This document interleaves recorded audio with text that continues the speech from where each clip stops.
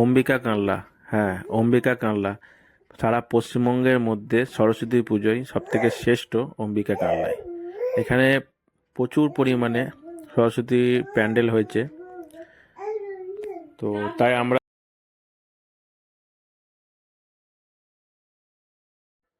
এই যে আমি আর আমার 10 মাসের বাচ্চা এবং আমার ওয়াইফ তিনজনায় বেরিয়ে পড়েছি মণ্ডপ পরিক্রমা দেখতে। তো কেমন লাগছে প্যান্ডেলগুলো একটু তোমরা কমেন্ট করে জানাবে।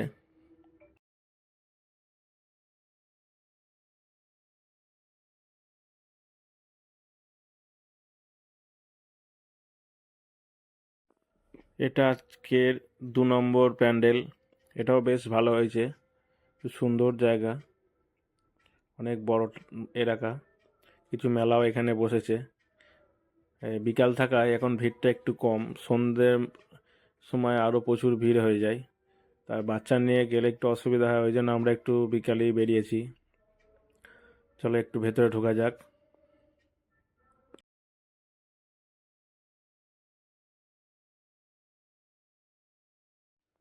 সরস্বতী মায়ের মুখটা দেখো কত সুন্দর।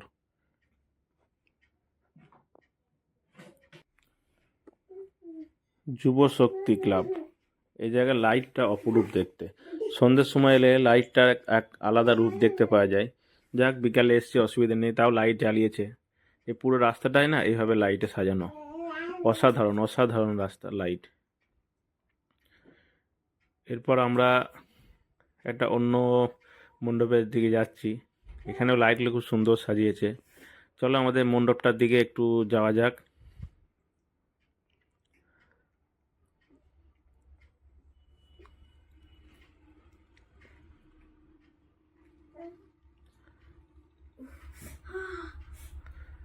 এই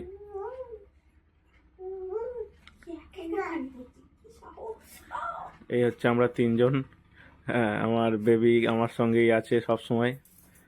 তো এই মণ্ডপটা দেখুন কত সুন্দর সাজিয়েছে ভেতরটা। চলো একটু ভেতর দিকে যাওয়া যাক। এখন বিকাল আছে বলে জাস্ট ভিড়টা একটু কম আছে। এটা অসাধারণ ভিউ, অসাধারণ।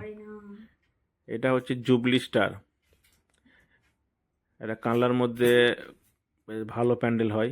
জুবলি স্টার প্রত্যেক বছরই ভালো হয়, এবছরও বেশ ভালোই হয়েছে। তোমরা অবশ্যই লাস্টে কমেন্ট করে জানাবে কোন পুজো মণ্ডপটা তোমাদের ভালো লেগেছে, এবং আমিও আমার জানাবো যে এতগুলো দেখার মধ্যে কোনটা আমার তরফ থেকে একটু ভালো লেগেছে। তো দেখতে থাকো। দেখো ভেতরটা কত সুন্দর সাজিয়েছে, কত সুন্দর আর্ট, দেখো ভেতরটা। সন্ধ্যের সময় এলে একটু বেশ ভালো হতো, কারণ লাইটটা একটু ভালো লাগতো দেখতে।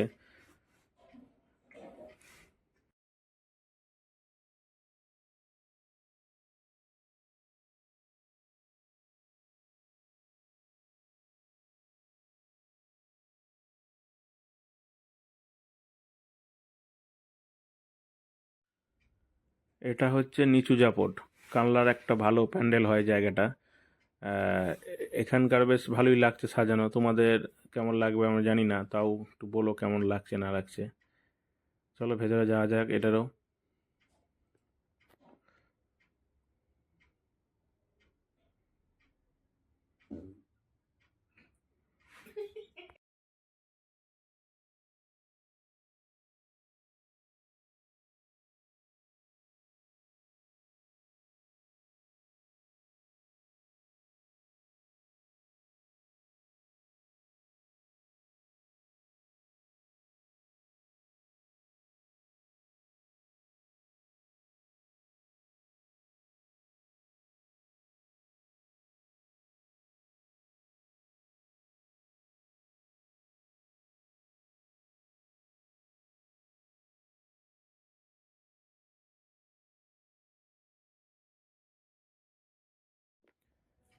তো অনেক প্যান্ডেল দেখার পর আমাদের একটুখানি কিছু খেতে মন হচ্ছিল, তাই বাঙালির মেলা এলেই যেটা হয় ফুচকা।